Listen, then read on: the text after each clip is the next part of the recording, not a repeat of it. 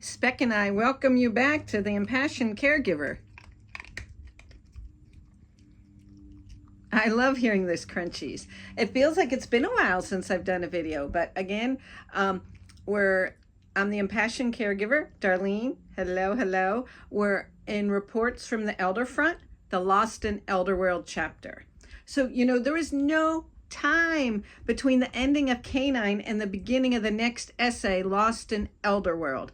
Mine and my mother's story. It just left right off the night before she moved into assisted living. Now we're picking up on the next day.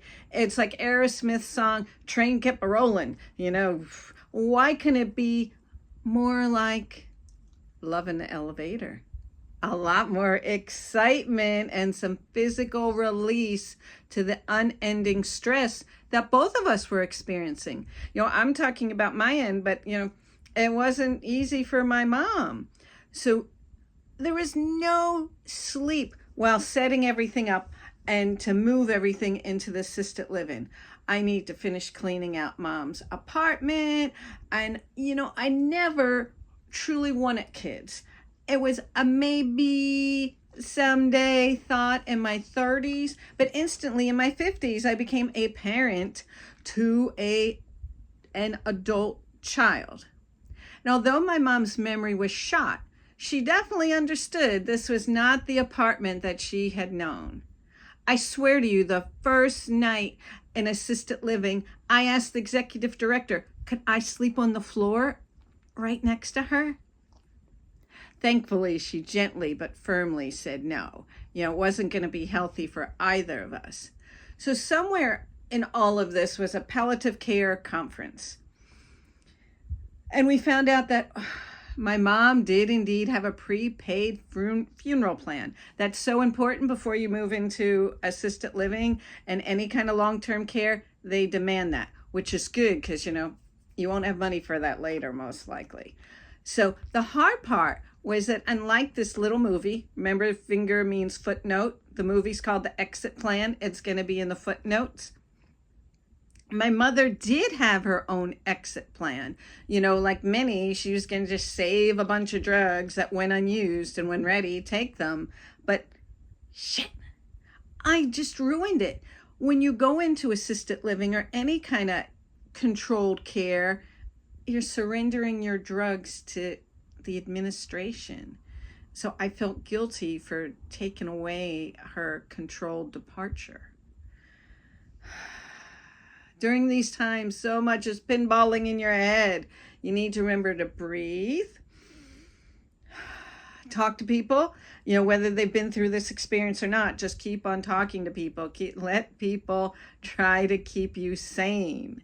As I said many times, I don't know whether I remain sane, but I remain focused and very focused on doing what was best for my mom. That was the goal.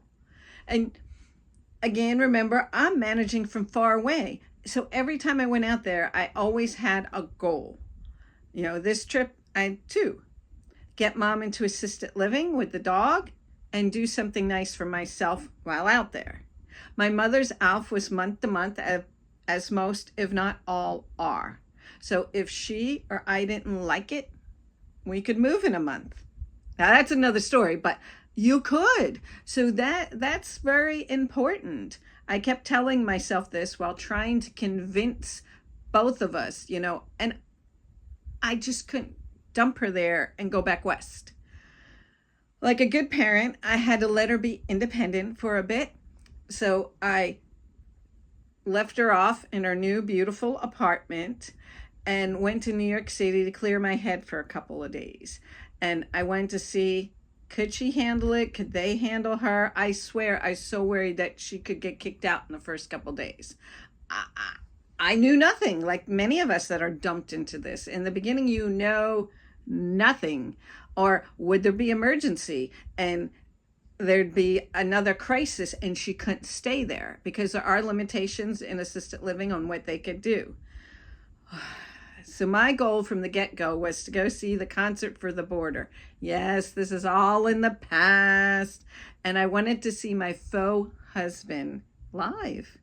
The real husband was, holding down the fort with the animals back on the other side of the country. Pick one? Hopefully I'd meet up with in New York City or Boston, but only if I could scalp some tickets. Friends. Remember, I keep telling you how important friends are. I had 2 of them scouring StubHub and Craigslist for tickets that met my price range. I was on a budget, but, you needed to try and see what you could do.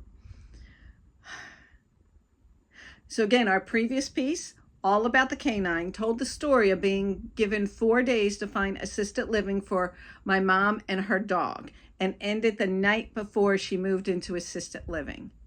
This new piece, Lost in Elderworld, begins on Mom's first day in assisted living and her first 6 months in our lovely ALF. I'm reminding you that with any good education, important information needs to be repeated more than once. That said, Lost in Elderworld is a live performance, and the audience needed background info since they didn't see or read canine. You will definitely recognize info from previous piece. And oh, by the way, you have my permission to perform any of this elder advocacy work. I want people to learn. I want them to know.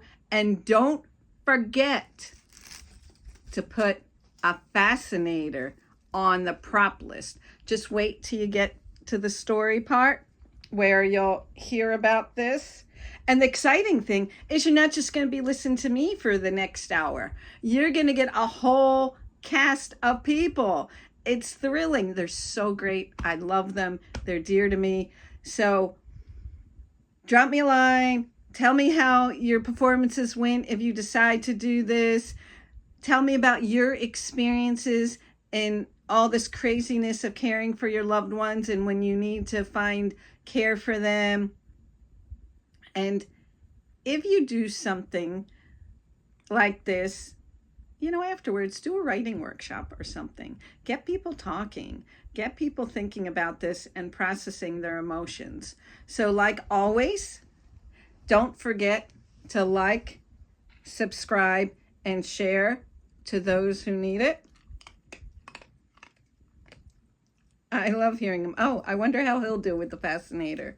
Let's see. Can we get it on you there without poking your eyes out? Okay, that's not going to work. Thanks for watching. See you next time. You're going to love this performance of Lost in Elderworld.